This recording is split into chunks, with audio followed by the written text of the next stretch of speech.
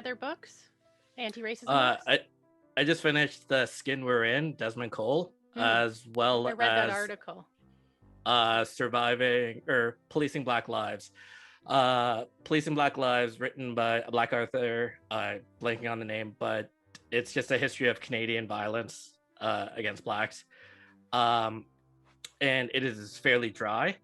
And then Desmond Cole, The Skin We're In, he is a activist, Toronto-based, wrote for the Toronto Star for a little bit, a very highly political guy, and he uses 2017 and racial incidences that happen every month as a stepping stone to explore how shitty Canada is being. So it is a very, it hurts to read because it is just so appalling what's happening. And that's where White Fragility is a really good book I've now used this term now to activate white people. So it's the buzzline was, don't just be not racist, be actively anti-racist. So it's these things, these triggers, these words, let it be chapter 5 or what have you, that activates white people.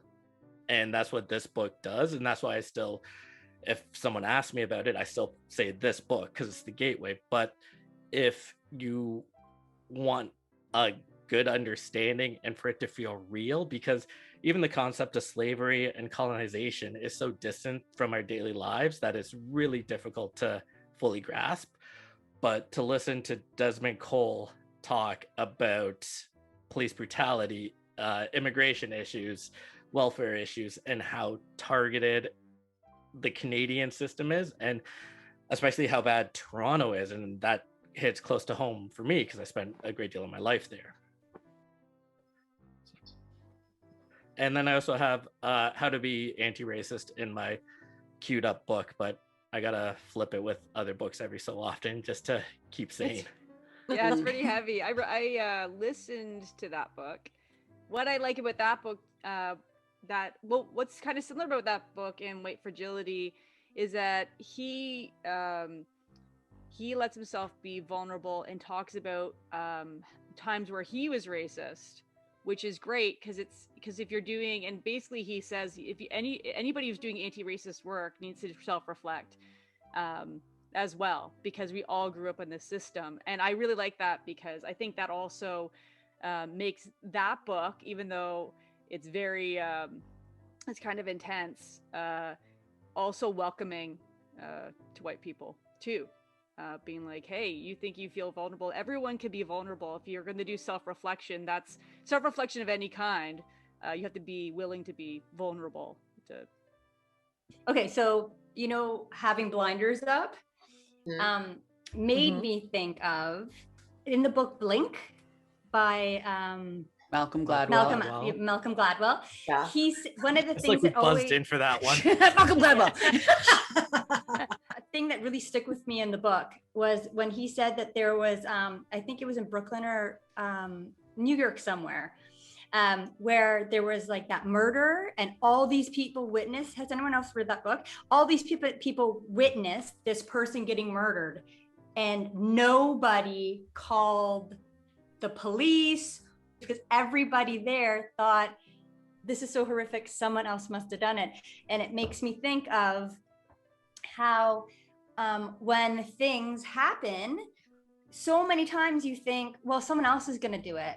Someone else is going to report that someone's saying something. I know at a company I worked for, someone higher up made a slur, really gross racial slur. And later I was I made me think of that book Blink at the time. And I reported it to HR, but anonymously, because I was afraid of reporting the senior person. And no one else had reported it. It was there's 20 people that witnessed this. And there was someone at our company that was offended by this joke. And when they looked at them and said, oh, sorry, only because this other person, I was ugh. And then that book made me think of it. And that's exactly what happened. Everyone else thought someone else would say something. Think about that bystander thing. When I see something Like I'll be driving and there's somebody on the side of the road or whatever. And I'll be like, oh, somebody will get them. I was like, no, that's me. I saw them. I have to stop and help them. They have a busted tire or whatever. Like, I always think this is bystander how thing Ted can Bundy remind got you. people. Mm. Because I don't stop. Yes, I call the police. I don't stop either because I'm worried about that too. All those like emails that say like, "Oh, if you see a baby on the side of the road, someone's gonna try to you whatever." And, but I always call because like Meredith, I think When you see a I'm the baby on the person side that- of the road, where are you? I know, what kind of an example is this? What is that happening? No, that was the Like email. You know, They these put, those like, scare babies- emails. Yeah, those scare emails. God. No, no one knows that baby one. No. No. Although I have warned my children, like if a stranger asks you to help them look for a puppy, go away from that Sure, stranger. classic. You come get me. Candy Classic. too. Candy in his Take pocket? candy. No, thank you. I don't want your sweaty candy, sir. What do you get?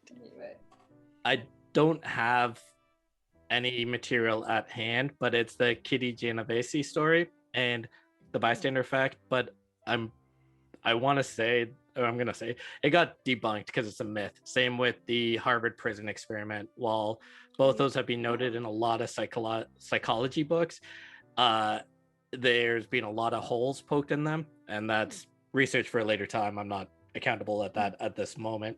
Yeah, so just be cautious of that. So are you Kitty saying that story. the bystander effect might be a myth or just that story? I think the story that led to that effect. So if the bystander effect is Oh. rooted on that story, but that story is false, much like the Harvard prison experiment with now definitely I know that one for sure. A lot of materials come out about how that was manipulated and orchestrated. Robin, remind me, so the Harvard prison experiment was a bunch of students and they put some students as prison Prisoners, guards and yeah. some of them as prisoners.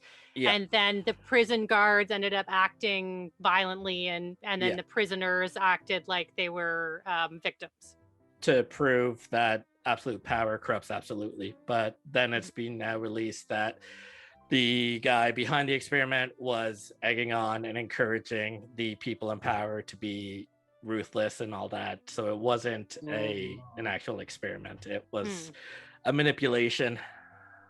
Even though Although it was kind of showing that the researcher could use his power or her power to get these people to do ruthless things. So there's that, I guess. That it's not just It shows bias, right? I really believe this would happen. I'm going to influence you to make it happen. Yeah. But And the now I idea can that report somebody that in it happened. authority can tell you to do something, you're like, well, they're the authority. I guess I can do it. Like there's That's like And the that goes original back to the of Stanley. electrical. that the was interesting. shocks. Stanley Milgram Yes. And Bill Murray. and Bill Murray. Oh yeah. Yeah. Ghostbusters squiggly reference. lines. Oh, Ghostbusters! We're I'm winning sorry, again. you're wrong. Ghostbusters. Book interrupted. Also, my interruption is gardening. Yay, it's spring. Book interrupted. I want to bring it back to the book, and one of the things that blew my mind, because this actually has happened to me, is when the kid goes, "Hey, that man's skin is different," and the embarrassment of the mom. Mom's And- going, shh. Yeah, and then the actual Not a lot of explaining. people It's like, notice that it's different. What do you think about the explaining? I think I like that, because the thing is, I've been around there and I've seen the mom embarrassed, and like I've engaged the kid about it. But then to compare it to like if the kid said, "Oh, that man is beautiful," or "Oh, that man is black," and just things I wrote in a post recently was that like the greatest trick that racism devil played was to get white people not to talk about race, and to be afraid to talk about race and be embarrassed to talk about race. Yet the white people are the people in power and the oppressor, and they're the ones that benefit from race. And another quote that the book quoted was that race is the product of racism, not the other way around. Right.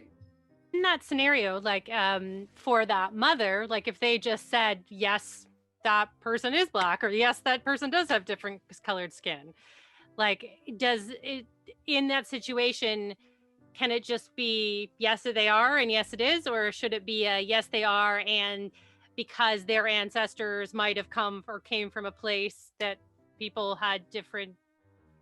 What I mean, what I do is I'll be like, yeah, it is. And I was like, that's different from ours, isn't it? And they say, yeah. And like, I mean, they're 3 and 5. So like, once you say different, the same, go to they're their like, level. Yeah. Got it. As long as different is okay in your world. Yeah. And I think in that situation, what you're really teaching, because like kids, I mean, the words you say are just one small part. What kids are really picking up on are how you act. And what a parent who acts embarrassed is really teaching them is this, I'm feeling uncomfortable, and this is something to feel uncomfortable about. But yeah, back to Lindsay's question, it's also the awareness and reading the room. Like if the person that's being singled out, if they don't want to be acknowledged, or they find it embarrassing themselves, or they find it rude, then it might be a time to shut it down. Or if the person is like, that kid's cute, now I toss the ball back to the parent to see how they're going to react to it. So it's understanding the situation, picking your battles wisely, knowing that maybe later you'll talk to your kid about it, saying, and having, like, it's being actively anti-racist is the thing here. So it doesn't necessarily need to be engaged in the moment on the spot, but it just needs to be addressed at some point. My son did that with people who were overweight, and he would be like, look at how fat that person is. And my response was to be like, it doesn't matter what they look like. It matters on if they're kind. But now I'm questioning my response, because I feel like it's a shade of being like, don't acknowledge that they're fat. But I tried to redirect him to like almost like it's what's inside that counts. Yeah, but now I'm questioning myself about that reinforces fat is ugly, which is not true. In terms of skin color and like noticing it, and white is the norm. My son, we've been coloring with crayons, and he's like, I need skin color. Like, what color do you need then? Because I'm trying that I feel more confident in. My fat people are kind or whatever. I need to examine and get on the everyone's beautiful train. But with this, I kind of feel proud of it because I caught it, right? Previously, I wouldn't have caught it because of it might even be called friggin' skin color. But yeah, so he's like, I need skin color. And I'm like, well, there's all sorts of different colors of skin. So which color do you actually want? And so that was something that I've been doing, like using as a teaching moment with him. Mm-hmm. I remember did I share this with you guys? I remember being 3 years old, in grade 3, and being nervous and anxious about recognizing that there were different skin colors. And I loved drawing growing up. Like that's all we did, Leah and I, is draw. And I remember when I was at school and I was talking to my best friend, and I was like, look, like I want to draw a picture of some of the like students here, and like some of them are like white, some of them are brown, some of them are black, and I'm like, but I'm gonna have to go outside of like the acceptable flesh tones. I was like, can I do that? And when I think back and reflect on it, it's because I tend to want to be a people pleaser.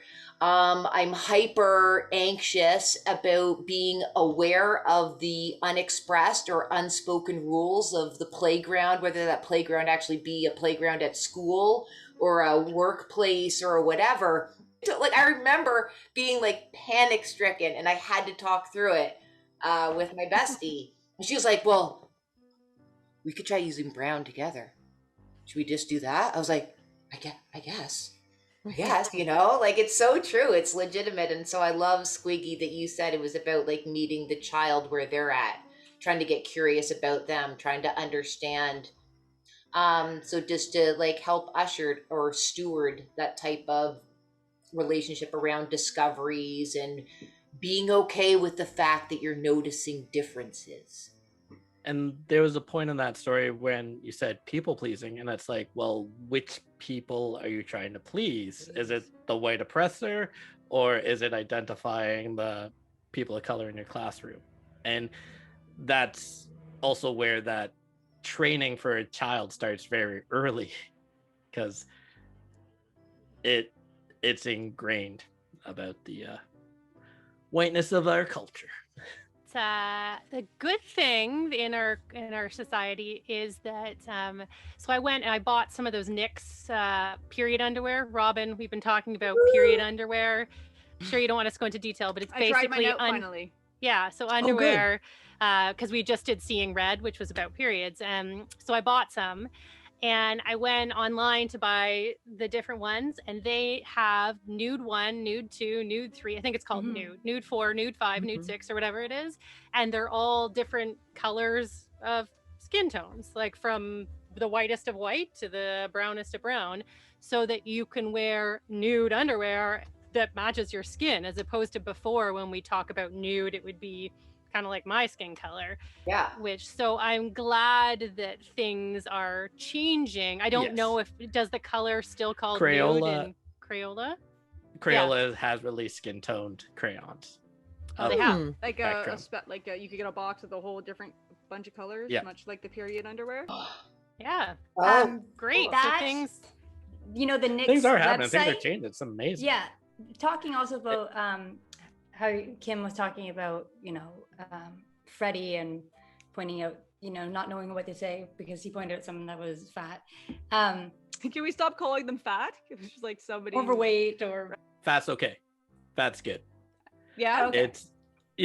Sorry, my or wife maybe it depends on the person too. Like it is. It's like a comfort person thing, of color but might not be okay. And so, that is also true. And given personal preference, sorry, my wife is a BBW body influencer, so I've delved a lot into body positivity and fat phobic stuff, and fat itself is okay. It's good. It's the connotation you personally attach to it which brings it down. Thank you for that's good to elaborating. know. So on the NYX website, they have women of every shape. Yeah. Which I really like. They show cellulite, they show curves, they show stretch marks from having babies. Their models are real reflections of women. I really like the NYX website. And I like all the pictures have the sizes of everybody underneath, so that you can go, okay, nice. Well, so I actually brought a bra from them too. It's very comfortable wearing it right now. Okay. Cool. Not that now we sound like we're advertising NYX, but I know. But sponsor us. They had pictures of people, because I was like, I don't know which size I am, and you do your measurements, but whatever. And so I was like, oh yeah, I'm kind of like that body type. Great. Let me look to see, okay, that makes sense that I'm that size, that as my body type. And I loved that. But also for the skin tones that way too. Like you can see like when you go to the models, you can choose the different skin tones that they're wearing. And you can see, oh, my skin tone's kind of like hers, and she's wearing this skin tone, this color, right? So and what's your wife's Instagram? Because she does a bunch of like body beautiful things. We'll put it in the Yes. Her name is Miss Lindsay M. On Instagram, or do you know if that's her handle at Miss Lindsay M? Lindsay with an A, Lindsay. Yeah, because those are the best, aren't they? They are the best. Thank you very much. If you've enjoyed these video highlights, listen to the full episode on our YouTube channel or wherever you get your podcasts. Remember to like and subscribe and ring that bell to be notified when new episodes are published. Find out more by going to www.bookinterrupted.com. Book Interrupted.